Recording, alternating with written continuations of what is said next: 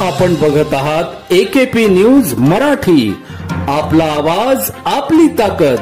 Subscribe करा, share करा, like करा। AKP news Marathi. नाशिकच्या आडगाव येथील उड्डाणपूल उतरून ओझरच्या दिशेने भरधाव जाणाऱ्या आयशर चालकाचे नियंत्रण सुटल्याने त्याने दुभाजक तोडून विरुद्ध दिशेने येणाऱ्या ब्रिझा कारला धडक दिल्याने कारमधील काका पुतण्यासह इतर 2 जण जागीच ठार झाले।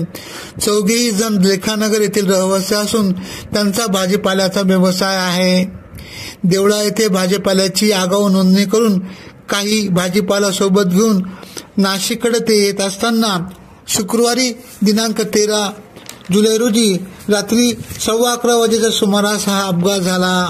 रहमान तांबोळी वय 48, त्याचा पुतण्या अरबाज तांबोळी वय 21, शिजुद्दीन नवाज शेख वय 21 व अक्षय जाधव वय 19 यांचा या अपघातात मृत्यू झाला आहे।